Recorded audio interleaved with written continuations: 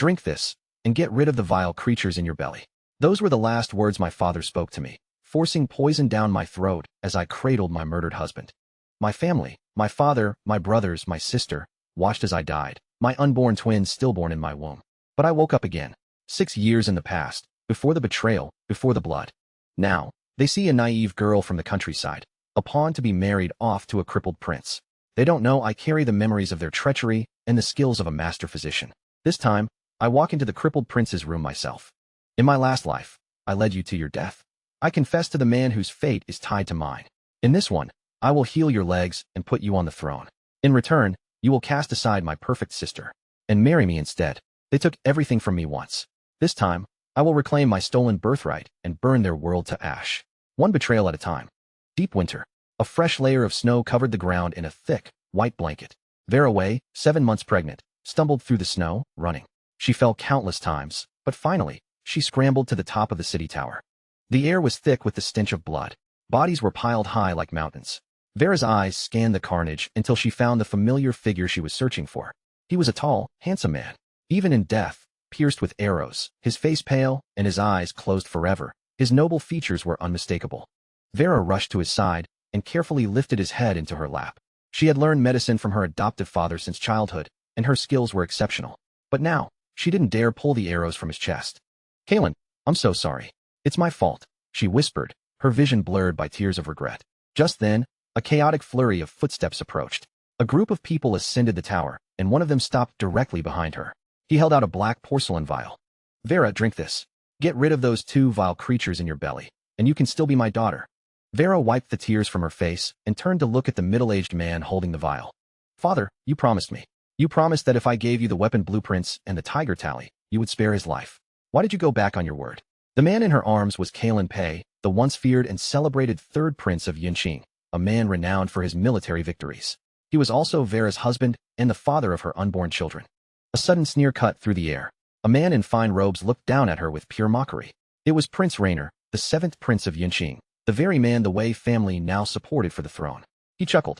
"Lady Vera, how can you be so naive? Truly a product of your crude, rustic upbringing.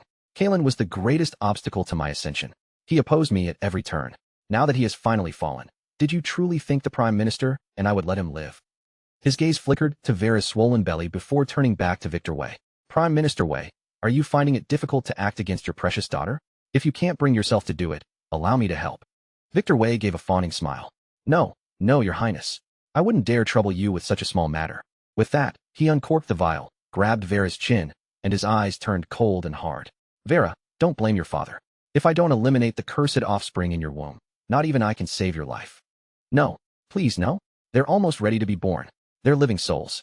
Vera shook her head desperately, her eyes darting to the figures of her brothers standing nearby. She begged them for help. "Eldest brother, 2nd brother, 3rd brother. Please, save me. Save my children." The man in the middle, her eldest brother, took 2 steps forward, his brow furrowed. "Vera, the 7th prince has already shown great mercy by agreeing to spare your life. To only demand the death of your children is a gift. Don't ask for more. Listen to father and drink the medicine." Another brother chimed in. "Why are you wasting your breath on her? She brought this entirely upon herself. Who told her to get pregnant with Kalen Pei's children? And with twins, no less." The 3rd brother added, "He's right. She has no one to blame but herself." These cold, heartless words came from her own brothers, men who owed her so much. She had saved her eldest brother's life, healed her 2nd brother's hand, and restored her 3rd brother's sight and leg. And this was their gratitude? A pack of ungrateful wolves. Vera felt her heart turn colder than the winter snow. Prince Rainer was right. She had been too naive. She stopped struggling. The acrid, choking liquid was forced down her throat. Soon, a violent pain ripped through her abdomen. "Take her to the villa," Victor Wei commanded coldly. She didn't know how long the agony lasted. In a haze, Vera heard someone say, "The babies are too large. I don't think she's going to make it." A woman's gentle voice followed. "You've all done your best. You may leave. I wish to speak with my sister alone for a moment." Though her consciousness was fading, Vera recognized the voice. It was her half-sister, Annalise Wei. Once the room was empty, Annalise leaned close to Vera's ear and spoke softly. "Vera, you must be in so much pain. Do you know why the babies won't come out? It's because mother switched the abortion medicine father gave you." She paused. "Oh, right, I forgot you know a little medicine. You probably realized it wasn't an ordinary abortifacient, didn't you? Are you wondering why mother would do such a thing? It's because you are not her real daughter. I am. Back then, Mother was still just a concubine. She was afraid I would be born with a lower status, so when you were born on the same day, she swapped us. As for why you ended up being raised in the countryside, Annalise continued, a cruel smile in her voice. That's because Mother couldn't stand the sight of you. So when you were 2, during the Lantern Festival, she arranged for someone to carry you away. Thank you for marrying Kalen Pei in my place. Otherwise, it might be me in this bed right now. You can rest in peace. I am about to become the Empress. Father, Mother, and my brothers will all be so proud of me. I am the one true daughter of the Wei family. Vera's mind reeled. What? She wasn't Martha Wei's daughter? Her real mother was the late Lady Evelyn Ye, the Prime Minister's first wife? Martha had deceived her so completely. A mouthful of dark blood gushed from her lips. Vera's vision went black, and she lost consciousness for the last time. In the 19th year of the Longan era, at the Prime Minister's residence, in a courtyard to the southwest known as the Fragrant Peace Pavilion, Matron Zheng burst into the courtyard with a squad of maids and servants, her aggressive entrance startling a flock of sparrows from the trees. Go inside and search everywhere. Be thorough. We must find the mistress's bracelet. Matron Zheng commanded loudly. Her voice had barely faded when a clear, bright voice called from the house. I'd like to see who dares to search my courtyard. The speaker was none other than the reborn Vera Wei. After dying in agony and despair at the family villa, Vera never expected to open her eyes again. She certainly never expected to be reborn 6 years in the past, when she had just turned 10. At that time, she hadn't yet been brought back to the Wei residence, still living with her adoptive father in a small country village. She didn't rush back to reclaim her identity. Instead, she waited. 6 years passed in a flash. Just as in her previous life, the Wei family sent people to retrieve her 2 months ago, claiming she was their long-lost daughter. Vera clenched the emerald green jade bracelet in her hand. In her past life, it was this very bracelet that had led to her being punished. Matron Zheng had dragged her to the ancestral hall and forced her to kneel for 3 full days and nights. The prolonged kneeling in the cold night air caused her to fall ill with a high fever. In a delirious haze, she heard someone telling her the punishment was over. Stumbling back to her quarters, she collapsed into bed. When she awoke, however, she was not in her own room, and there was a man lying beside her. A crowd of people burst in, pointing and whispering. It was only then Vera learned that the man was the third prince, Kalen Pei, Annalise's fiancé. The scandal forced Victor Wei to plead with the emperor to break the engagement between Kalen and Annalise, and betroth Vera to the prince instead. For so long, Vera had believed she had simply wandered into the wrong room in her feverish state. She had even felt guilty for destroying her sister's marriage. Now she knew the truth. It wasn't a mistake. It was a setup. Tucking the bracelet away, Vera stepped out of her room. In the courtyard, Matron Zheng and her entourage stood waiting, a dark, imposing crowd, just like before. Seeing Vera emerge, the matron stepped forward and gave a perfunctory, shallow bow. Lady Vera, so you are here.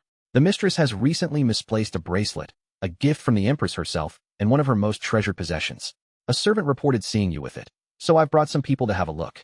Since you are here, it would be best if you just hand it over and come with me to the mistress's chambers to apologize. She is your mother, after all. She certainly won't punish you too severely. Vera glanced at her coolly. And what if I don't have it? Matron Zheng's eyebrows shot up. If you refuse to hand it over, then I will have no choice but to have my people search for it. And if we are the ones to find it, I'm afraid the mistress will not be so lenient. Vera gave a soft, humorless laugh. Is that so? And how will my mother not be lenient? Have you take me to the ancestral hall?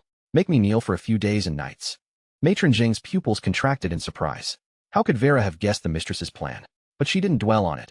Eager to complete her task, she shot a look at the servants behind her and barked another order. What are you all standing around for? Since Lady Vera refuses to confess, go inside and find it. The maids and servants swarmed forward, ready to storm the room. But just as they reached the doorway, Vera, who stood blocking the entrance, suddenly flicked her sleeve, releasing a cloud of fine powder. It burns. The moment the powder touched their faces, a sharp, stinging pain erupted, and they all clutched their skin, crying out in agony. Matron Zheng's face paled. She stared at Vera in shock. Lady Vera, what did you do to them? Vera calmly straightened her sleeve. I have a touch of mysophobia. I was worried their dirty hands would soil my personal belongings, so I gave them a little something. You poisoned them. Matron Zheng's voice was filled with disbelief. Vera's lips curved into a slight smile. Why so shocked? I didn't just poison them. I'm going to poison you too. With that, Vera raised her sleeve again. Matron Zheng reacted instantly, turning to flee towards the courtyard gate. But Vera was faster. The powder flew through the air, and the matron felt her body go limp. She collapsed to the ground with a thud, her limbs instantly rigid and unresponsive. She watched in terror as Vera slowly walked towards her. Vera's face was impassive, yet it radiated a chilling, terrifying aura. What are you doing? Matron Zheng asked, her voice trembling. Vera ignored her. A dagger suddenly appeared in her hand. Before the matron's horrified eyes, the blade plunged into her wrist, piercing it straight through. Strangely, she felt no pain, but the sight of her own blood gushing out filled her with primal fear. She knew this hand was ruined. Lady Vera, please spare me. Vera pulled the dagger out. I can spare you, she said slowly. Tell me, where's the bracelet? Matron Zheng's eyes widened in panic as she shook her head. I don't know. You don't know? Vera raised an eyebrow, her gaze falling to the matron's other hand. Without a moment's hesitation, she drove the dagger down again, clean and sharp. If you don't talk, your legs are next. You don't want to spend the rest of your life crippled in bed, do you? Matron Zheng knew this was no empty threat. Vera would do it. She didn't dare lie any longer. I'll talk, she shrieked. The mistress's bracelet. It's in a hidden compartment under your bed. Vera stood up and took out a white handkerchief, wiping the blood from her dagger. She glanced at the servants, who were too shocked by the scene to even cry out in pain anymore. Her voice was calm and measured.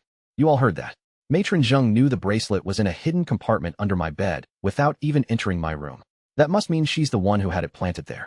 Her gaze returned to the matron, her face a mask of confusion. Matron Zheng, why would you frame me? Was it because I caused you to strain your back the other day when you were trying to discipline me with a ruler? Is this your revenge? Before Matron Zheng could say more, Vera cut her off. Someone, take her back to the mistress's residence. A quarter of an hour later, a messenger from Martha Wei arrived to summon Vera to the main chambers. The moment Vera stepped into the room, a cold, furious scolding hit her like a physical blow. You wretched girl, was it you who crippled Matron Zheng's hands? Vera looked up at the woman seated in the main chair, Martha Wei. Martha was nearly 40, but due to meticulous care, she appeared to be in her early 30s. She was dressed in a pomegranate red brocade gown embroidered with gold thread, her hair adorned with a profusion of jewels. She radiated an aura of immense wealth. Martha was not from a noble family. She hadn't been Victor Wei's primary wife from the start. She had been a concubine who was later promoted. Victor Wei's first wife, Lady Evelyn, came from the prestigious Nia family of Qinghe. When Lady Evelyn married into the Wei family, she had been unaware that her husband already had a favored concubine who had borne him 3 sons. That concubine was Martha. Not long after Lady Evelyn became pregnant, Martha conceived around the same time. Vera suspected that Lady Evelyn went to her grave never knowing that Martha had swapped their children and then arranged for her true daughter to be lost. The thought that she had called this woman mother for 3 years in her past life, that she had tried so hard to please her, made Vera's fists clench involuntarily. This time, she would make Martha pay. You wretched girl, I'm speaking to you. Why did you cripple Matron Zheng's hands? And how many times have I told you? When you see me, your mother, you are to bow and offer greetings. Seeing Vera standing there silently, Martha's frown deepened, her eyes filled with an unconcealed disgust. Vera caught that look of disgust. It wasn't how a mother looked at her own child. In her past life, she had been completely blind to it. She had assumed Martha disliked her because she was uncultured from her country upbringing, lacking the talent and grace of her sister, Annalise. And so she had diligently studied etiquette, memorized poetry, and forced herself to learn the zither, chess, calligraphy, and painting. Art she had no interest in, all for a single glance of approval from Martha.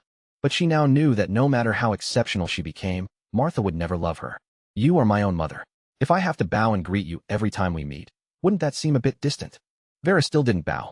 Instead, she spotted a nearby chair, walked over, and sat down.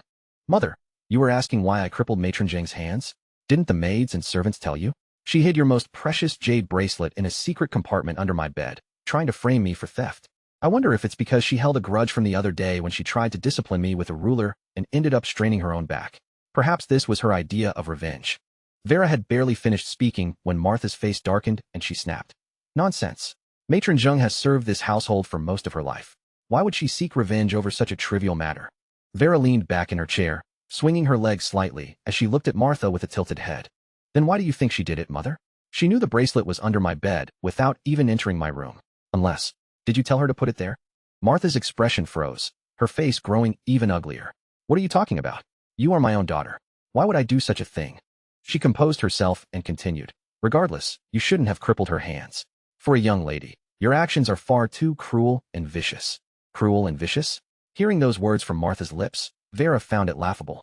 Swapping the child of the main wife, abandoning a 2-year-old to fend for herself for over a decade. Was that not cruel? Switching a potion to ensure a mother and her unborn twins would die a horrific death. Was that not vicious? And that didn't even begin to cover the manipulation of her marriage, using her as a disposable pawn. Which of those acts wasn't cruel and vicious? As for Matron Zheng, She was the one who personally swapped the infants and later arranged for 2-year-old Vera to be taken away. Vera had only crippled her hands. It was an act of profound mercy. Mother, how can you say that about me? Matron Zheng is a servant who dared to frame her master. It was merciful of me not to have her beaten to death. How can you call me cruel and vicious for this? Vera's face was a picture of hurt and frustration. Mother, you aren't starting to despise me over such a small thing, are you? If you do, just send me away. I'll go back to Qingzhou. At least then I won't be here to annoy you. The moment Vera said this, Martha's eyelids twitched. She had not forgotten the purpose of bringing Vera back. A year ago, the third prince, Kalen Pei, had his legs broken on the battlefield.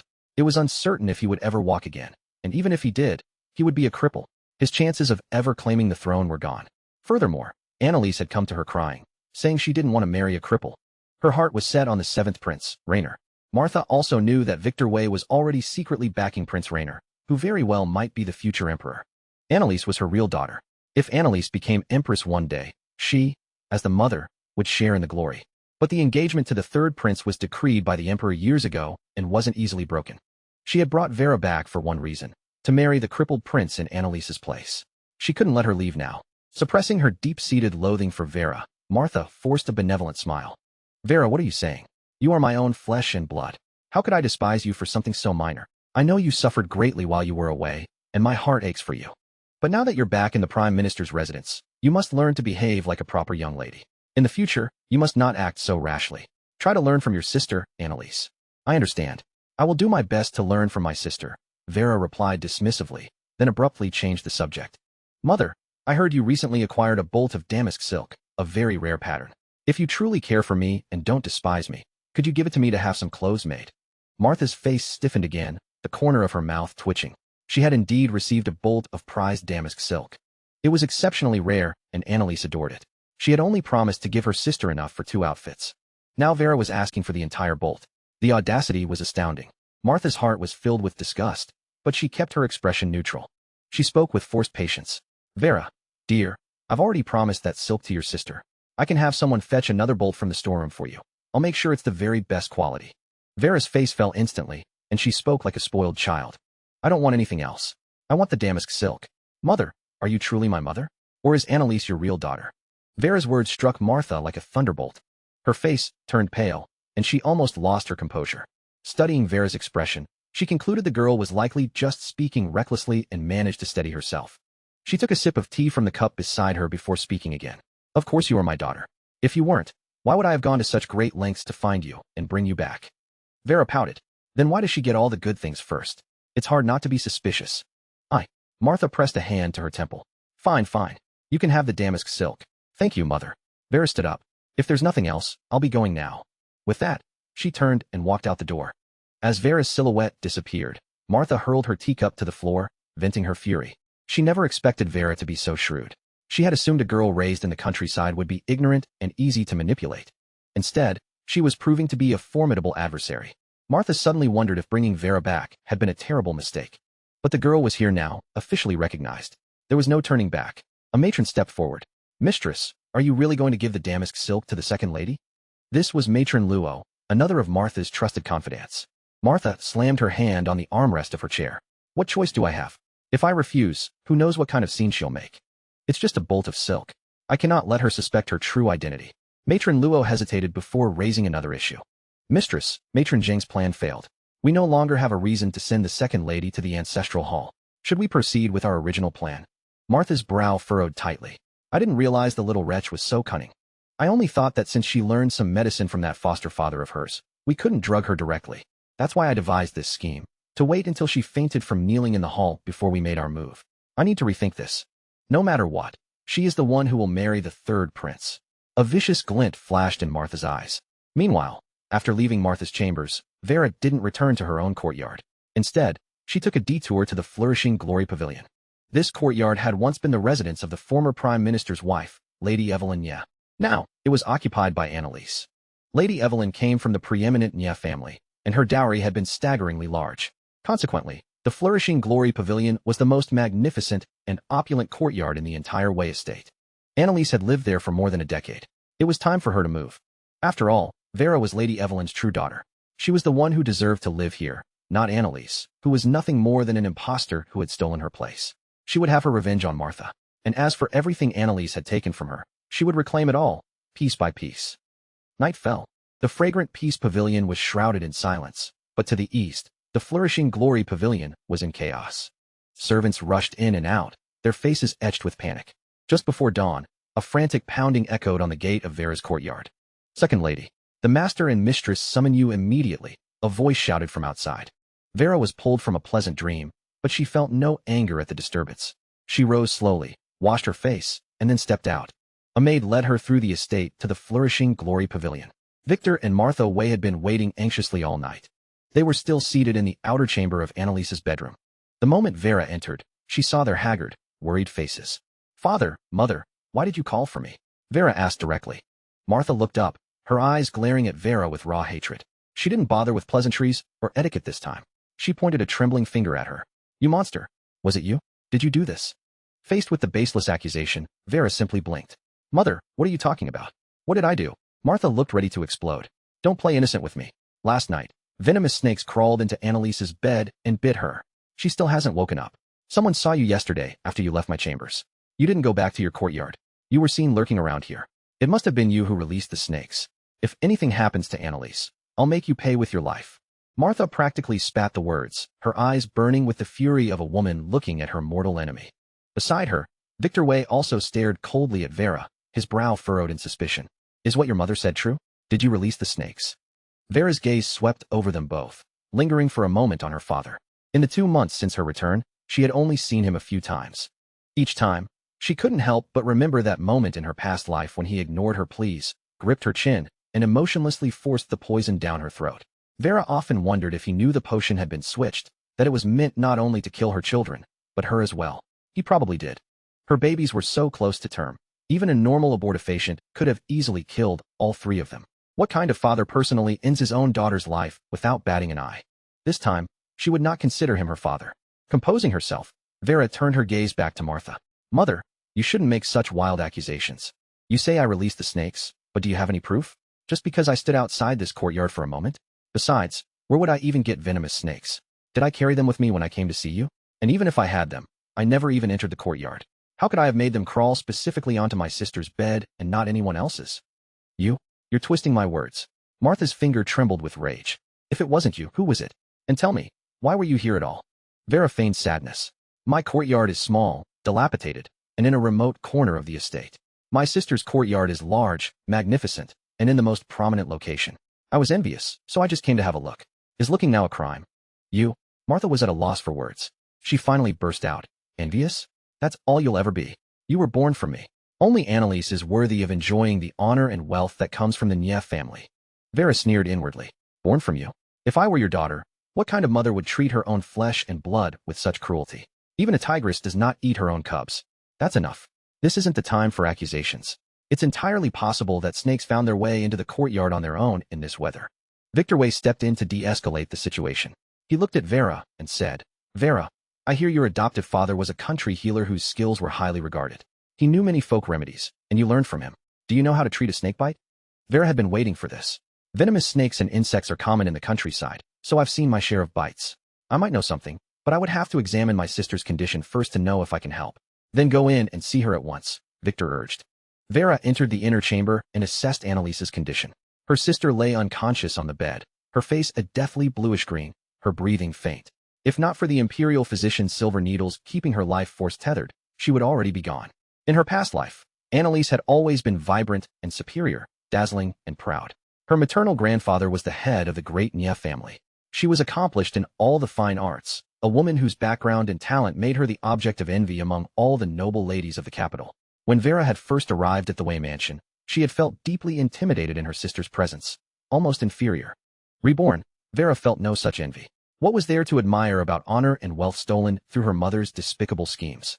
Based on Annalise's deathbed confession in her previous life, Vera was certain her sister had known the truth all along, that she wasn't Lady Evelyn's daughter, Vera was. Yet Annalise had shamelessly enjoyed a life that wasn't hers. She was truly Martha's daughter. Victor Way's anxious voice broke her train of thought. "Vera, what do you think? Can you save your sister?" Vera concealed the emotions in her eyes and nodded. "I believe I can, but..." She let her words hang in the air. Victor grew more desperate. "But what? Do you need something? Name it. Even if it's 100-year-old ginseng or 1,000-year-old spirit mushroom, I will find it for you, as long as it saves Annalise's life. At that moment, he looked every bit the doting father, desperate to save his child. The irony was bitter, comparing him to the man who had personally delivered his other daughter to her death. In his heart, only Annalise was his daughter. Vera pushed the thoughts aside. She lowered her gaze and said, "Don't worry, father. I don't need rare herbs. I can find the ingredients for the antidote myself. It's just that, if I am to save her, I will require payment." The moment she finished, Martha's eyes blazed. "Annalise is your sister. How dare you demand payment?" Vera raised an eyebrow. "My apologies. I was raised by my adoptive father, and I've taken after him. When he treated patients, he demanded payment from everyone, even his own father. Of course, the payment varied depending on his mood. Sometimes it was a simple thank you, or a cup of tea." Her explanation seemed to placate Martha slightly. She asked through gritted teeth, "What is it you want?" Vera's gaze swept across the opulent room. A smile touched her lips. "I don't want anything you can't provide. I want this room. I want this courtyard." "What did you say?" Martha and Victor exclaimed in unison. Vera looked at their shocked faces and enunciated each word clearly. "I said, I want to move into this courtyard." She then added a condition. "As soon as my sister wakes up, she moves out. And she moves out alone. All the servants in this courtyard, and every single object, down to the last flower and blade of grass, must stay. You're delusional." The demand left Martha utterly stunned, her entire body trembling with rage. "Then I'm afraid I can't help you. You'll have to find someone else to treat my sister's poison." Vera turned and walked toward the door. She had barely reached the threshold when Victor's voice stopped her. "Fine. I accept your terms. Just save Annalise." "Master, how can you agree to that?" Martha turned on him. Victor frowned. "Do you want to watch Annalise die? Imperial physician Zhang is the best poison expert in the capital, and even he could do nothing but delay her death by half an hour. Can you find someone else to save her in that time?" His words left Martha speechless. Victor waved his hand dismissively. "It's just a courtyard. It's nothing compared to Annalise's life. If Vera wants to move in, let her." Vera wrote out a prescription. The necessary herbs and catalysts were gathered, and within half an hour, she had prepared the antidote. She administered it to Annalise just moments before her life would have slipped away completely. Annalise couldn't die yet. She had to live to see the day Vera reclaimed her identity. Annalise woke up that afternoon and was moved out by evening. Vera wasn't in a rush to move in, waiting until the next morning. She arrived to find servants cleaning and called out orders. This, and that, throw it all out." A maid named Clara hesitated. "Second lady, this chest is full of the first lady's favorite clothes. Should we throw these out as well?" "Of course. I don't wear other people's hand-me-downs. Get them out of my sight," Vera said with a wave of her hand. Clara and another servant carried the heavy chest out of the courtyard. Just beyond the gate, they ran into the family's second son, Ethan Wei. He frowned at them. "What's in that chest? Where are you taking it?" Clara replied, "Second master, these are the first lady's clothes. The second lady ordered us to throw them away." Ethan's face immediately darkened with fury. "Don't you dare! Take them to Annalise's new quarters at once." Clara hesitated. "But the second lady..." Ethan clenched his fists. "I will deal with her myself." He had just come from seeing Annalise. His most cherished sister had cried all night after having her courtyard stolen from her. He was already on his way to confront Vera. With that, he stormed into the flourishing Glory Pavilion. "Vera Wei, get out here." Hearing the furious roar, Vera calmly emerged from the inner room. She glanced at Ethan Wei, whose face was contorted with a rage so intense he looked ready to devour her whole. Her voice was cool and detached. "I was wondering what mad dog had trespassed into my courtyard. Oh, it's just the second master Wei." Her words only fueled Ethan's fury. "Vera Wei, watch your tongue. This is the Prime Minister's residence, not some backwater village where you can run wild. And how is this your courtyard? Annalise has lived here for over a decade. She is the master of this place. You are nothing but a venomous cuckoo who has stolen another's nest." "A venomous cuckoo?" Vera let out a soft, humorless laugh. She wondered who the real parasite was. Her voice turned to ice. "Father personally promised this courtyard to me yesterday. Once given, it is mine. I don't care if she lived here for 10 years or 100. And second master Wei, my courtyard does not welcome mad dogs, nor you. Please see yourself out." Ethan was so enraged his teeth began to chatter. Just then, a maid came out holding a stack of scrolls. She asked Vera, "Second lady, these are the first lady's calligraphy and painting scrolls, including a portrait of her. What should be done with them?" Vera glanced at the scrolls. They were meticulously preserved, clearly cherished by Annalise. The cord wrapped around the portrait scroll was even woven from precious gold thread. A small smile played on Vera's lips. "Burn them all. You dare." Ethan roared. He knew how much Annalise prized these works. The portrait, in fact, was a birthday gift he had painted for her himself last year. The thought that Vera would burn it sent him into a blind rage. Vera raised an eyebrow. "Why wouldn't I dare? These things are all mine now. I can do with them as I please." She stepped forward, took the portrait from the maid, and casually unrolled it. The woman in the painting sat amidst a cluster of flowers, her smile bright and radiant, more beautiful and lifelike than the real Annalise. With a sharp ripping sound, Vera tore the painting in half. Oh dear. The material of this painting is so fragile. It tore with just a touch. How useless. She dropped the two halves to the ground and deliberately stepped on them. Ethan's eyes bulged with fury. He could no longer contain himself. He clenched his fist and lunged forward. You venomous witch. I'll kill you today. But before his fist could land, a sharp, piercing pain shot through his hand. A numbness quickly followed, and in an instant, his entire arm lost all feeling. Vera Way, what did you do to me? Vera watched him, a calm, detached smile on her face. You called me a venomous witch. I'm simply living up to the name. You poisoned me? Ethan was shocked. Not that she had poisoned him, but that he hadn't seen it happen. He couldn't even identify what kind of poison she had used. He had studied toxicology for some time and considered himself knowledgeable. An ordinary person couldn't have poisoned him so stealthily. It would take a master. But Vera was just a girl from the countryside. How could a simple village doctor, her foster father, know such advanced techniques? This was no time for questions.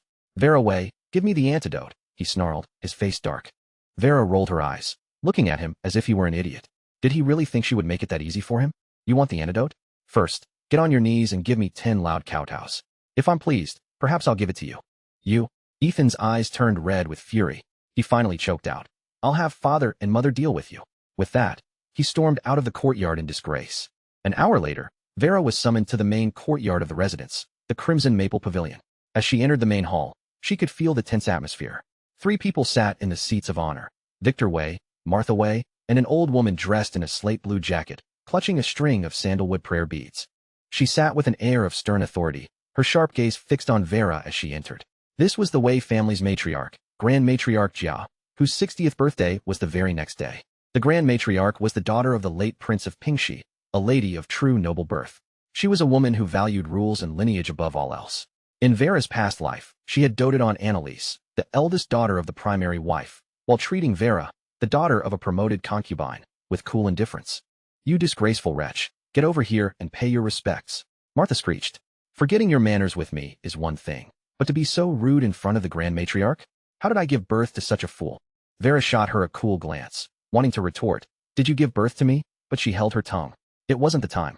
She turned to the Grand Matriarch and gave a perfunctory bow. The old woman merely grunted in acknowledgement. Vera then faced her father. Father, did you wish to see me? Victor Way snorted, his face a mask of disgust for this unruly daughter. You know perfectly well why you were summoned. Your second brother's arm has lost all feeling. He says you poisoned him. Hand over the antidote at once. Vera spread her hands. I'm sorry. This poison has no antidote. What did you say? No antidote. Martha shrieked, nearly sliding off her chair in shock. The Grand Matriarch frowned, her fingers tightening on her prayer beads. She finally spoke. Is it true there is no antidote? Vera, my girl, Ethan is your own brother. Are you trying to cripple him? Vera blinked. To be honest, the thought of crippling Ethan's hand was rather appealing. In her past life, he had fallen during a polo match, and a horse had trampled his arm, shattering the bones and meridians. It was Vera who had painstakingly pieced it back together, treated it with herbs, and guided him through rehabilitation until his arm was as good as new. His response? Not a word of thanks. When she had begged her brothers for help as the poison was forced down her throat, this dear brother had stood by coldly, saying she brought it on herself. He was an ungrateful, heartless dog. If she had known what he was really like, she never would have wasted her efforts on him. Vera, do you truly not have the antidote? Victor Way demanded, his brow furrowed and his eyes sharp, his face a thundercloud. Before Vera could answer, Ethan, sitting in a lower seat, pointed at her with his good hand and shouted, She's lying. She has the antidote. All eyes snapped to Ethan. He continued, his voice laced with humiliation. Father, mother, grandmother, just now in the courtyard, she said she could give me the antidote if I kneeled and kowtowed to her 10 times. The faces of Victor and Martha Way shifted through a spectrum of colors.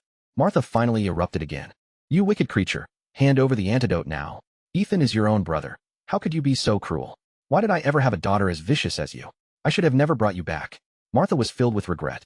There were other ways to get Annalise out of her engagement to the third prince. Vera had only been back for a short time and had already caused so much trouble. It was infuriating. So you regret it now, mother? Vera scoffed. I think you shouldn't regret bringing me back. You should regret letting me be born at all. You should have just ended it with a dose of abortifacient in the womb. Martha froze. Vera's words struck a nerve. She had, in fact, considered that very thing long ago, a way to ensure Lady Evelyn's child never saw the light of day. But Lady Evelyn had been extremely careful with her food and drink during her pregnancy, leaving no opportunity. It was only on the day of delivery, when Lady Evelyn began to hemorrhage and the entire courtyard was thrown into chaos, that the chance arose. Martha, having given birth several times before, delivered her own daughter with ease. Learning of Lady Evelyn's predicament, the idea of swapping the infants struck her like lightning. And she had succeeded. Lady Evelyn had died without ever knowing that Annalise wasn't her own child. Vera pretended not to notice the flicker of panic in Martha's eyes. She continued calmly, "What I said is true. I really don't have an antidote. You lied to me? I'm your brother, and you're really going to cripple my hand." Ethan's body trembled with rage. After leaving the courtyard, he had summoned several doctors, but they all took one look at his arm, shook their heads, and declared they could do nothing. Vera smiled at her trembling brother. "Don't worry, second brother. While I don't have a pre-made antidote, I do have a way to cure the poison. But my condition remains the same. Get on your knees and kowtow to me." Ethan's eyes were bloodshot. "Father, mother, grandmother, are you hearing this?" The faces of the three elders were grim. Before they could speak, Vera continued, "Father, mother, it's not that I don't want to heal my brother's hand. He was going to hit me. You should have seen how furious he was. I'm telling you plainly, I just want to teach him a lesson. If he is willing to kowtow, apologize, and promise never to raise a hand to me again, I will forgive him." She paused, then added, "And if you agree to his apology, I will do something for you in return. I've heard my sister's fiancé, the third prince, injured his legs on the battlefield and may never walk again. I also hear that my sister is not pleased with this engagement, but since it was decreed by the emperor, it's not easily broken. I can marry the third prince in her place, helping her get out of this marriage as she wishes." Vera's words hit their mark. Victor, Martha, the Grand Matriarch, and even Ethan all had vastly different reactions. This offer was precisely what they had wanted all along. Martha had brought Vera back specifically to marry the third prince in Annalise's place. When Victor had learned of Vera's existence, that had been his first thought as well. And the Grand Matriarch, having heard of the prince's injury, pitied Annalise and felt it would be a hardship for her. If Vera was truly willing to take her place, it was a perfect solution. Ethan's feelings were more complicated. He agreed that the crippled prince was no longer a suitable match for his beloved sister. Yet, he felt that even a crippled prince was too good for a country bumpkin like Vera. But most of all, he was furious that Vera was using this as leverage to humiliate him. "Father, mother, grandmother, don't listen to her," Ethan shouted. "We can find another way for Annalise to break the engagement. We don't need her help." But the three elders remained silent, weighing the options. The wedding was only 3 months away. To petition the emperor to break the engagement now would be a blatant declaration that the Wei family looked down on the crippled prince. Even if the emperor agreed, it would damage their relationship with the throne. Furthermore, the Empress Dowager doted on the third prince. She would undoubtedly turn against the Wei family if they broke the engagement, and she was not a woman to be trifled with. But if Vera simply took Annalise's place, it would solve everything. Now, Vera was offering it herself. It was perfect. Martha's tone softened considerably. "Vera, are you truly willing to marry the third prince in your sister's place?" Vera nodded. "I am. I would be very happy to marry the third prince." "Of course you would be," Ethan sneered. "You're a country girl. Marrying a prince is the greatest fortune you could ever hope for in 100 lifetimes." Vera's eyes flashed with cold fire. "You keep calling me a country girl. I grew up in the countryside, but was that my choice? Wasn't it mother's fault? Taking a 2-year-old child to a crowded lantern festival and not watching her closely enough to let her be taken away. If I didn't know I was her daughter, one might almost suspect she did it on purpose." As she spoke, Vera subtly watched Martha's reaction. Just as she expected, Martha's eyes flickered, a classic sign of guilt. Of course, no one else in the room noticed. "That's enough, Ethan. Say no more," Victor said sternly. "Vera's upbringing has made her a bit wild, but that can be corrected over time." He hesitated, then looked at his son. "Ethan, you should apologize to her." "Father, Ethan glanced at Vera, who was watching him with a smug, tilted chin. He felt a surge of nausea. "I will not apologize to her," he said stubbornly. Vera raised an eyebrow. "Second Master Wei, are you sure about that? I'll be honest with you. I can still treat your arm now, but in about 15 minutes, the toxin will have fully integrated into the meridians of your hand. After that, even if you beg me, I can't guarantee a full recovery. A crippled hand means you won't be able to paint, or write, or practice swordsmanship ever again. Don't you dare try to scare me." Ethan's face was as black as the bottom of a pot. Vera smiled. "Am I trying to scare you? We can wait and see. It's not my hand that will be crippled." She then turned to Victor. "Father, if my brother's hand truly becomes useless, you can't blame me. I gave him a chance. If there's nothing else, I'll be returning to my courtyard. I have much to do since I just moved in." With that, Vera turned to leave. Victor frowned at his son. "Ethan, do you really want to lose your hand?" I'll apologize." Ethan stomped his foot, the words choked with humiliation. He agreed. but he couldn't bear the shame of doing it in front of his elders. Victor, Martha, and the Grand Matriarch understood this and rose to leave. Before she left, Martha shot Vera a dark look. The wretched girl had humiliated her son. She would find a way to make her pay. Victor also gave Vera a final glance before leaving. After Ethan apologizes, you will heal his hand immediately. If there are any lasting problems, I will not spare you, he warned. He paused, his expression slightly awkward as he brought up the other matter. And about the third prince. What exactly is your plan? Vera glanced at Martha, who was just reaching the doorway. She lowered her voice slightly. I trust that you and Mother can arrange for the third prince to be resting in a guest room tomorrow. I will meet with him alone then. I will persuade him to break the engagement with my sister and become engaged to me instead. Her confidence surprised Victor. He was about to ask how she could be so certain, but Ethan beat him to it, his voice dripping with sarcasm. You're far too confident, Vera Wei. Have you looked in a mirror? Annalise is the most sought-after lady in the entire capital, a woman of talent and beauty. Her mother was a Nye of Qinghe, giving her the backing of not just our family, but the entire Nye clan. What do you have to compare? Any man with eyes would choose Annalise over you. The third prince may be crippled, but he's not blind. How could you possibly convince him to marry you instead? Vera listened to his tirade without a change in expression. His insults meant nothing to her. That is no concern of yours, Second Master Wei. I have my own methods, she said flatly. She then looked back at Victor. Father, I know you doubt my words, but right now, you have no choice but to trust me, don't you? Rest assured, I will make the third prince willingly break his engagement with my sister, and he will bear no ill will toward our family. Victor studied his daughter for a long moment, then finally nodded. Then your father will be waiting. With that, he turned and left. Only Vera and Ethan remained. Ethan stood frozen, refusing to move. Vera smiled. Second Master Wei, your time is running out. Hurry up and kowtow. I'll count to 3. If you're still unwilling, then I won't wait around. 3, 2. Just as she was about to say 1, Ethan fell to his knees with a thud. He clenched his fists in humiliation and struck his forehead against the floor several times. I'm sorry. Is that enough? Are you satisfied? Vera raised an eyebrow. Not quite. I said 10 times. That was only 4. Swallowing his pride, Ethan continued until he had finished. Only then did Vera take out a set of silver needles and insert several into his arm. She then produced a sharp dagger, made a small cut on his finger, and let the dark, poisoned blood drip out. Within moments, feeling returned to Ethan's arm, followed by an intense, throbbing pain. Vera had a pain-relieving medicine, but she saw no reason to give it to him. Let him suffer. The pain in your arm will last for about half an hour and then gradually fade. Just endure it. With those parting words, she walked out. Back in her new courtyard, Vera went to the small Buddhist hall. Inside hung a portrait of Lady Evelyn Ye. The woman in the painting was dignified and gentle, with the kind face of a loving mother. Learning the truth just before her death in her past life had filled Vera with shock and rage. Rage for herself, and for Lady Evelyn. Her mother had suffered a massive hemorrhage during childbirth and, though she survived, her health was permanently ruined. She passed away less than 2 years later. In those 2 years, she had doted on Annalise, often dragging her sick body out of bed to care for her. The child she had nearly died for wasn't even her own. If Lady Evelyn knew the truth in the afterlife, she would surely be devastated. Mother, Vera whispered to the portrait, one day, I will be able to kneel before you properly and call you by that name. With that silent vow, she left the hall. That night, Vera spent her first night in the flourishing Glory Pavilion. The next day arrived. It was the Grand Matriarch's birthday. The entire Wei estate was decorated with lanterns and colorful banners, bustling with activity. Victor and Martha, dressed in their finest, stood at the main gate to welcome guests. The Grand Matriarch's noble birth ensured a stream of high-ranking visitors. The Emperor, Empress, and Empress Dowager all sent gifts, and several princes who were on good terms with the Wei sons, or who sought the Prime Minister's favor, came in person.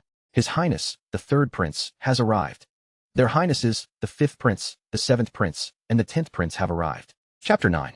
At the announcer's call, a group of magnificently dressed, imposing men approached. Among them, of course, was the third prince, Kalen Pei, who was being pushed forward in a wheelchair. Victor and Martha Wei quickly plastered on smiles, bowed, and welcomed them into the residence. The princes first went to pay their respects and offer birthday wishes to the Grand Matriarch. With some time before the banquet was to begin, the honored guests were then led to the guest courtyard to rest. The courtyard was already filled with people mingling and conversing in small groups. As Kalen and the other princes arrived, the chatter ceased, and everyone turned to greet them. After the pleasantries, the 7th prince, Rainer, began looking around. "7th brother, what are you looking for?" the 5th prince asked, clapping him on the shoulder. Before Rainer could reply, the 10th prince, who had not yet been granted a princely title, chimed in with a wink. "Our 7th brother is probably trying to find where the ladies are seated." The 5th prince's interest was immediately piqued. "Oh, Has our seventh brother taken a fancy to some young lady? No wonder you looked so eager on the way here. I was wondering what at the Way estate could possibly excite you so much. Tell me, which family is she from? Is she here today? Again, the 10th prince answered with a grin. You'll never guess who it is, fifth brother. It's none other than the second lady of this very household. The second lady Wei? The fifth prince paused for a moment. You mean the one the prime minister found just 2 months ago? Who else? The 10th prince confirmed. Last month, the Wei family held a banquet to officially announce her return. I love a good party, so I dragged seventh brother along. He was reluctant at first, but after he saw Lady Vera, he couldn't take his eyes off her. After we left, he even sent people to inquire about her. He nudged Rainer with his shoulder. Come on, seventh brother, admit it. Are you looking for Lady Vera? Rainer didn't seem annoyed by their teasing, though a slight awkwardness touched his face. He didn't deny it, simply nodding. I do find her interesting. I wonder if she is in the ladies' area. The 10th prince spoke with certainty. She must be. On an occasion like this, as a daughter of the house, she has to be present to entertain the guests. Vera was indeed in the area designated for female guests, but she wasn't chatting over tea with the other ladies. She was sitting alone in a pavilion, listlessly watching the koi fish in the pond. Just then, a maid approached and whispered in her ear, My lady, the third prince has arrived. Vera's head snapped up, her eyes instantly bright. He's here. She was on her feet in a second, heading out of the pavilion. The guest courtyard was divided, with men on the east side and women on the west. However, the social customs of Yinqing were relatively relaxed, and a moon gate connected the two areas. Vera had just passed through the gate and stepped onto a covered walkway when she ran right into Prince Rainer. Rainer was pleasantly surprised to see her. Lady Vera, he greeted her warmly. Vera suppressed her disgust and gave him a cold glance. Do I know you? His expression faltered. A guard behind him stepped forward and snapped. Insolence. This is the 7th prince. Oh, so it's the 7th prince. My apologies, I didn't recognize you. She gave a dismissive curtsy and, without waiting for a reply, tried to walk past him. But the guard blocked her path. Vera frowned and turned back to Rainer, her voice sharp. Your Highness, is there something else? Jinfei, be polite, Rainer chided his guard, waving him back before stepping closer to Vera. He smiled. Lady Vera, I attended the banquet your family held to celebrate your return. Don't you remember me? Her failure to recognize him was a disappointment to Rainer. He had been captivated by her at that first meeting, not just by her beauty, but by her spirit. He had heard the stories, that she had been lost for over a decade. He'd expected an uncouth country girl. Instead, the woman at the banquet had been cool and radiant, showing no fawning deference to the high-ranking guests. She handled everyone with a calm composure. Her elegant, unyielding demeanor was completely unexpected, and he had been intrigued ever since. Since her rebirth, Vera's ability to read people had sharpened considerably. She immediately noticed that the way Prince Rainer was looking at her was wrong. She frowned slightly. In her past life, at that same banquet, she had been desperate to please her new family, smiling obsequiously at every guest, terrified of making a mistake. She had been especially careful with the 7th prince, but he had always looked down on her, barely giving her a glance. Later, he was the one urging her father to force the poison down her throat. In her past life, he had treated her with contempt and disgust. Why was he trying to engage her now? Why did he look disappointed when she pretended not to know him? The thought vanished as quickly as it came. She lowered her eyes. My apologies, Your Highness. There were too many people that day, and I have a touch of face blindness. If someone isn't particularly important to me, I tend to forget them after one meeting. Please don't take offense.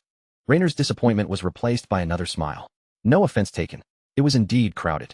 It's perfectly fine if you don't remember me after one meeting. Now we've had our second, haven't we? And I'm sure there will be a third, and a fourth, and countless more. I trust that soon enough, Lady Vera, you will remember me very well. His smile and his words made Vera physically uncomfortable. She wanted to tell him that she didn't need any more meetings. She remembered him perfectly well. She remembered the face of the man who had murdered his father and brothers to seize the throne, the face of the man who had watched as she was forced to her death. Chapter 10. Second sister, what are you doing here? A soft, gentle voice interrupted them. Vera looked up to see a graceful figure gliding toward them. It was none other than the eldest daughter of the Wei family, Annalise. After addressing Vera, she feigned surprise at seeing the prince and quickly curtsied. Annalise greets the 7th prince. The Wei family's eldest son, Alaric, had once been a study partner to the princes in the palace, and he was on good terms with several of them, especially Rainer. As such, the prince was no stranger to Annalise. Lady Annalise, there is no need for such formality, Rainer said with a wave of his hand. Please rise. Thank you, Your Highness. Annalise straightened up, her gaze shifting back to Vera. Second sister, I have been looking for you. I have a few words I'd like to say to you in private. Is now a convenient time? No, it isn't, Vera replied bluntly. Whatever it is, it can wait until I'm free. She was anxious to find the person she was truly looking for. Rainer had already tested her patience. She had no more to spare for them. Without another glance at Annalise's face, she strode forward. This time, Raynor didn't stop her, instead watching her retreating back with interest. A series of weak coughs broke the silence. Raynor turned his attention to Annalise, who was covering her mouth with a handkerchief, her face looking rather pale. "Lady Annalise, are you feeling unwell?" he asked with polite concern. Annalise shook her head. "A few days ago, I was unfortunately bitten by a venomous snake. Then I had to suddenly move to an unfamiliar courtyard, and I haven't been sleeping well. It's nothing serious. I should be fine after some rest." "You moved to an unfamiliar courtyard?" Raynor was puzzled. He knew Annalise's mother was from the esteemed Nya clan, and that Annalise had always lived in her mother's former residence, which was said to be the finest in the estate. The entire family doted on her. Why would she suddenly move?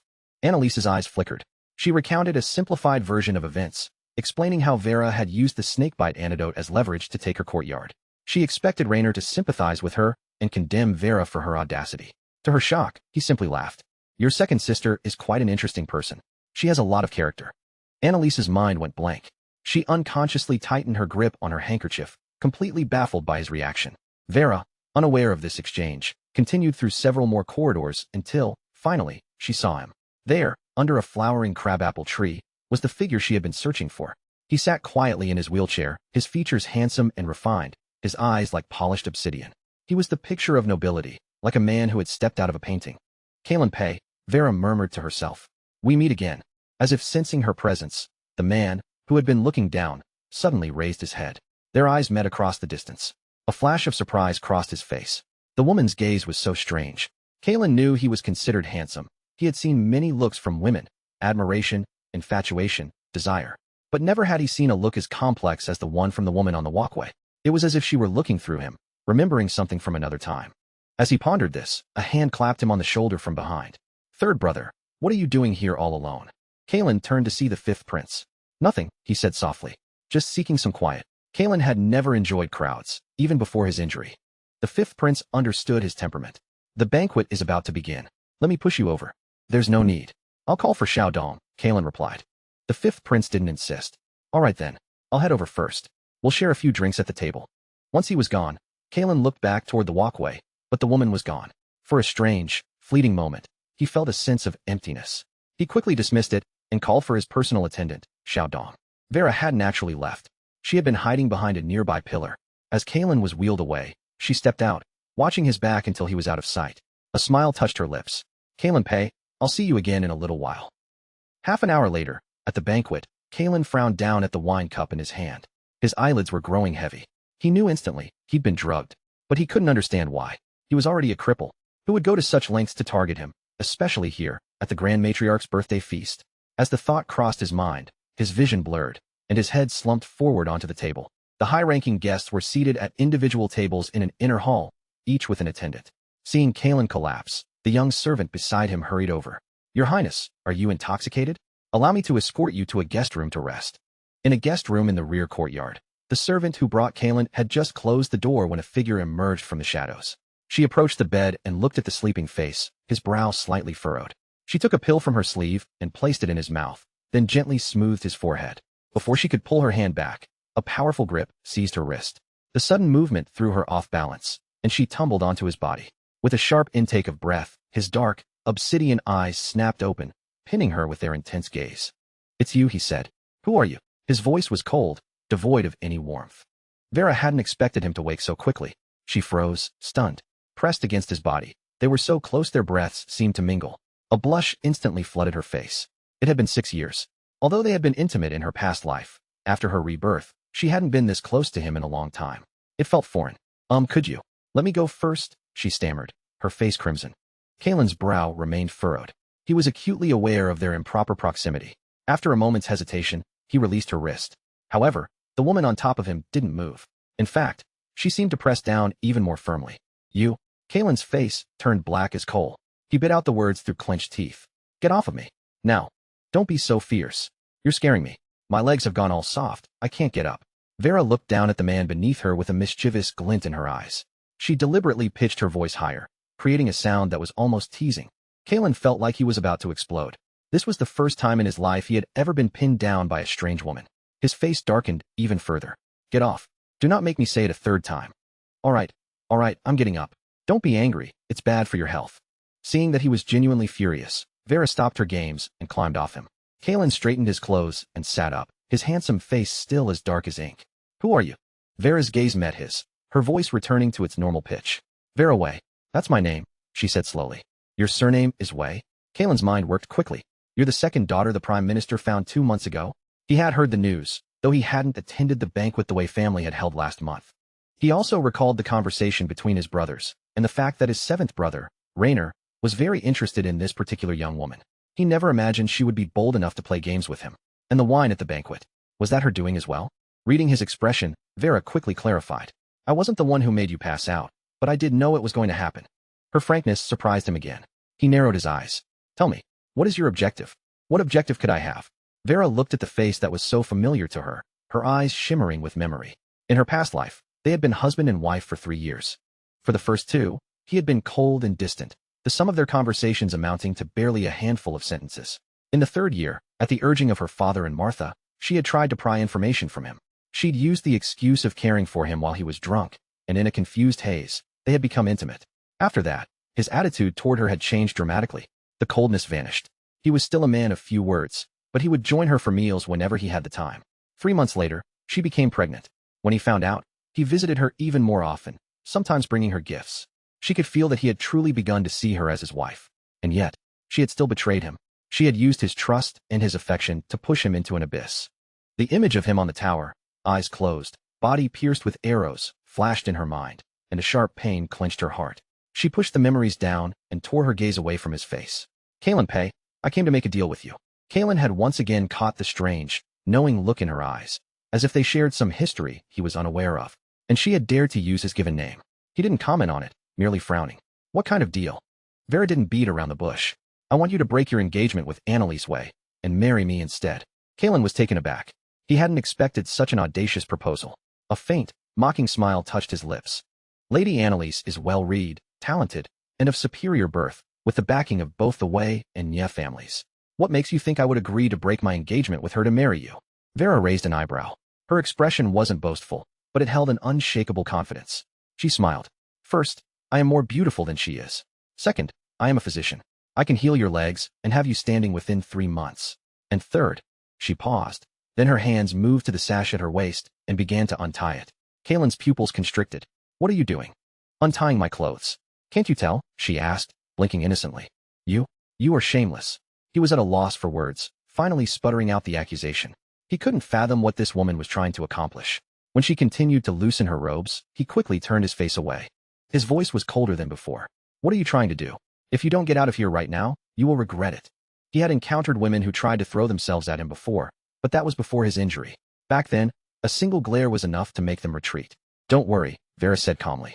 I just want to show you something. What could you possibly need to show me that requires you to? Kalen began, his voice laced with disgust. He was ready to physically throw her out, but he stopped mid-sentence. In his peripheral vision, he caught sight of her bare shoulder, and on it, a crescent-shaped birthmark. He froze, a single word escaping his lips. You? Vera had already refastened her robes and tied her sash securely. She looked up at him. Since you recognize me, you must also remember what happened 9 years ago. I saved your life, didn't I? In her previous life, Vera had only learned of this the day before Kalen's death. She had saved his life when she was only 7 years old, and Kalen had only recognized her after they had consummated their marriage, and he saw the birthmark on her shoulder. He stared at her, stunned that this woman was the same little girl who had saved him all those years ago. The coldness in his eyes began to thaw. He studied her features, so different now. He remembered a thin, timid little girl. The young woman before him was poised and radiant, her personality bold and self-assured. They were like 2 different people. How have you changed so much? He asked, amazed. People change. What's so strange about that? Vera didn't want to waste any more time. Do you remember? 9 years ago, when you left, you made me a promise. You said that since I saved your life, if we ever met again, I could ask one favor of you, and you would do your best to grant it. My request is this. Break your engagement with Annalise Wei and marry me. Can you do that? Breaking his engagement with Annalise to marry her instead was, of course, something Kalen was capable of doing. The marriage had been arranged by his father, the emperor, and while he had just listed Annalise's many virtues, the truth was, he felt nothing for the eldest daughter of the Wei family. After his injury, the Wei family hadn't sought to break the engagement, which had initially earned them a measure of his respect. But now, a thought occurred to him, and a cold smile touched his lips. This wasn't your idea alone, was it? Prime Minister Wei approved of this. And your sister, She also wishes to be free of this engagement, doesn't she? Though phrased as a question, his tone was one of certainty. Vera nodded. She wasn't surprised he had figured it out. Very well. I agree, Kalen said, his eyes downcast. A broad smile spread across Vera's face. Her gaze fell to his legs. You won't regret marrying me. Before she could finish, the door burst open with a loud bang. A crowd of people stormed into the room, led by Martha Way. She pointed a trembling finger at Vera. You shameless creature. I heard you had snuck into this guest room for a clandestine meeting with a man. I didn't want to believe it, but here you are, committing such a dishonorable act. Do you not know that the third prince is your sister's fiancé? I will beat you to death for this disgrace. With a face contorted by rage, Martha lunged at Vera, her hand raised to strike. Vera sidestepped nimbly, and the slap missed its mark. She shot Martha a cold look. She had anticipated this, that Martha would use this opportunity to stage a scene and catch them in the act, just like in her past life. She just hadn't expected her to be so quick. It seemed her dear mother was worried that Vera wouldn't be able to persuade Kalen on her own and had come to force the issue. You wretch, you dare to dodge. Martha shrieked, her failure to land the blow making her even more furious. Vera met her glare head-on. I came here simply to check on the third prince's condition. I have heard stories of his bravery on the battlefield, and I have always admired him. When I learned he was injured, and here at our residence, I wanted to see if my medical skills could be of any help. What is this talk of clandestine meetings? Mother, you show little regard for your own daughter's reputation.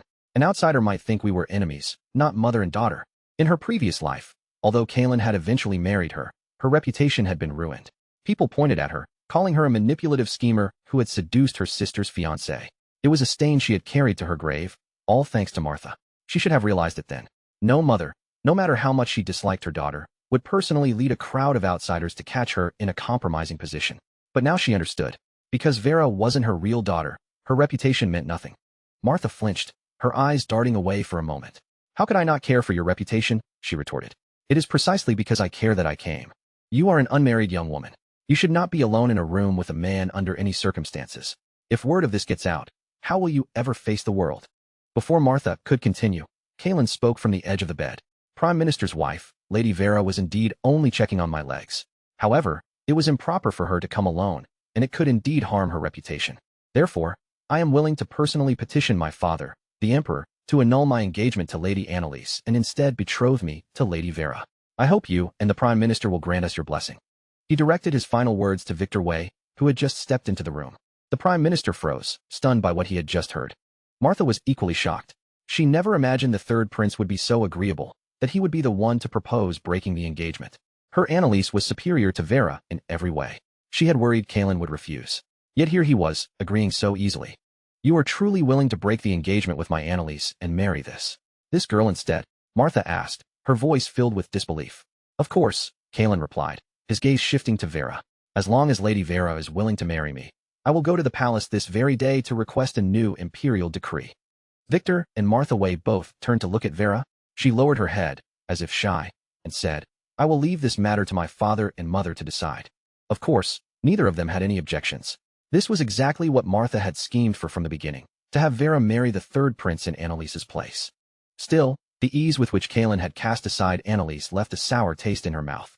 If your highness truly wishes to marry Vera, she said, her tone acidic, and you can persuade his majesty to agree, then my husband and I have no objection. We just hope your highness will not regret this decision in the future. Seeing that her part in the drama was over, Vera spoke up. Father, mother, it is getting late. I will return to my courtyard now. She left the guest area, intending to head straight back to her rooms, but a voice called out from behind her. Lady Vera, please wait. Vera turned, and a frown immediately creased her brow. It was him again, that insufferable pest, Prince Rainer. She had no desire to speak with him, so she pretended not to hear and quickened her pace. But Rainer was determined. He broke into a run, catching up to her and blocking her path. Vera's frown deepened. Your Highness, what do you want? Rainer caught his breath, ignoring her question with one of his own. Lady Vera, I called out to you just now. Did you not hear me? My apologies. I was in a hurry to return to my courtyard. I did not hear you, she replied, her face a blank mask. Her answer seemed to mollify him. As long as she wasn't intentionally ignoring him. He spoke slowly. Lady Vera, I have just heard about what happened with you and my third brother. He is going to the palace to ask our father to break his engagement and betroth him to you instead. Are you truly willing to marry him? Vera was losing her patience, but she knew he wouldn't let her leave without an answer. She nodded. I am. Why wouldn't I be? A dark look flashed in Rainer's eyes. But my brother is a cripple. If you marry him, you could be stuck taking care of a useless man for the rest of your life. Lady Vera, just say the word, and I will go to our father and ask him to make you my princess. No, absolutely not. Vera's eyes widened in alarm, and she waved her hands frantically. To be your princess is an honor I could never hope for. The idea was horrifying. She would have to be completely insane to agree to be his wife. And the third prince is not a useless man, she declared, her voice firm and serious. I believe he will stand on his own 2 feet again one day. In her past life, Kaelin had indeed walked again after a year. This time, with her medical knowledge, she could have him on his feet in less than 3 months. Her words, and the stark contrast between her rejection of him and her defense of Kaelin, made Raynor's face twist with anger. He couldn't understand it. How could he, in his prime, be less desirable than a cripple? His pride wouldn't allow him to debase himself further in front of her. You will regret this, he snarled, then turned and stormed away in a humiliated rage. Vera paid no mind to Raynor's threat. The moment he left, she turned and headed back to her own courtyard. The imperial edict arrived the next morning, delivered by a palace eunuch who placed the scroll directly into Vera's hands.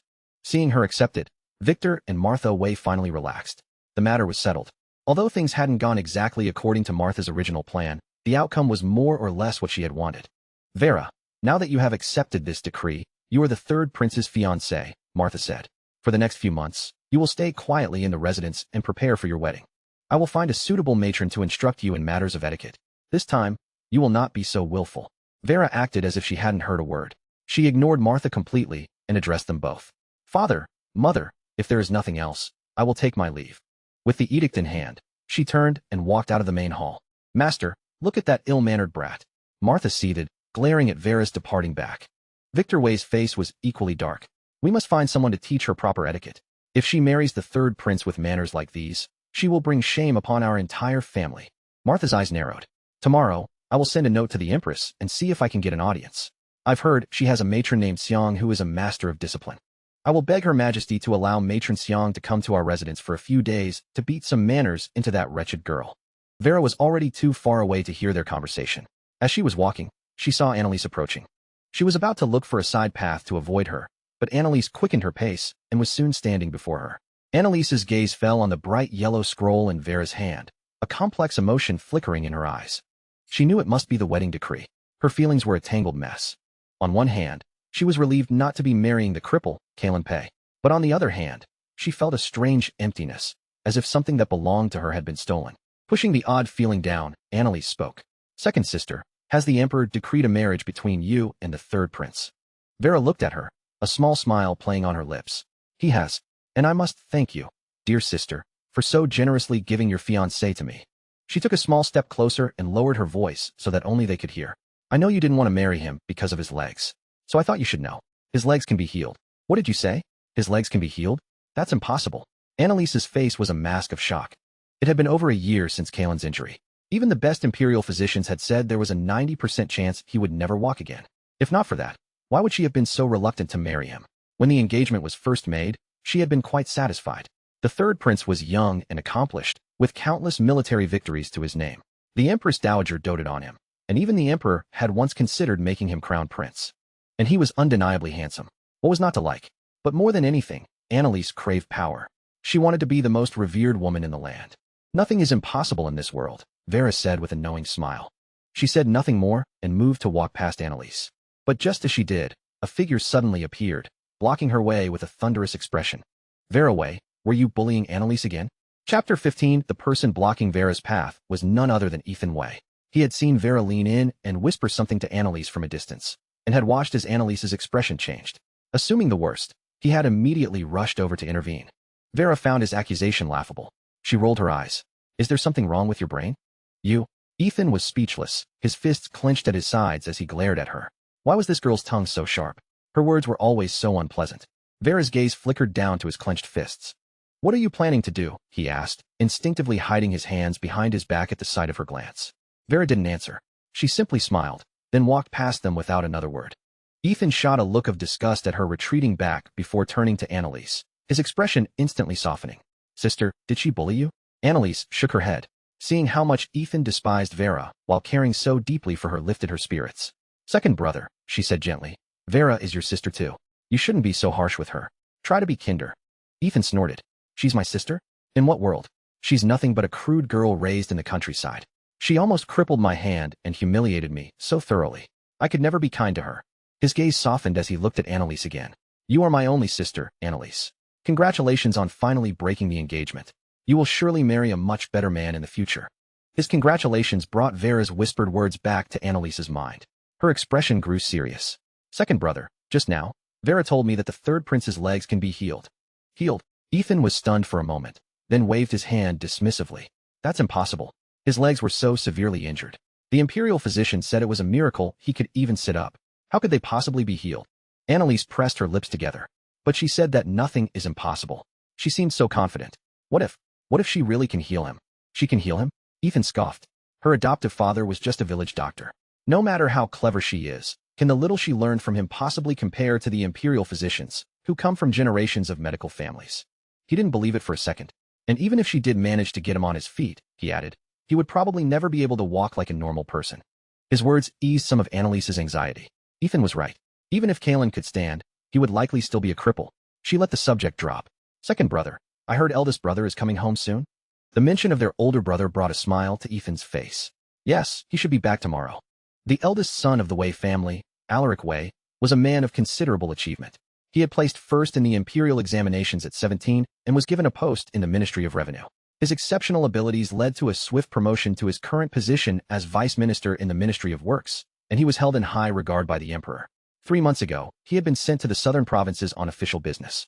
He had planned to return in time for the Grand Matriarch's birthday, but heavy rains had caused a landslide, delaying his journey. Both Annalise and Ethan were eagerly awaiting his return. Eldest brother dotes on you the most, Ethan said with a smile. He will surely bring you many gifts from his travels. Annalise demurred. He was away on official business. He would have been far too busy to shop for gifts. I don't care about presents. I only care that he has returned safely. Her thoughtful and kind words only increased Ethan's admiration for her. In his eyes, that venomous woman, Vera, wasn't fit to be compared to even a single hair on Annalise's head. The next day, just before dusk, Alaric Wei arrived back at the residence. He first went to pay his respects to his parents and grandmother. Afterward, he returned to the main hall, where Annalise and Ethan were already waiting for him. Eldest brother, you're finally back. Ethan greeted him warmly. Was your journey successful? It was, Alaric replied with a smile, clapping his brother on the shoulder. Has everything been well at home? I heard father and mother have found our second sister.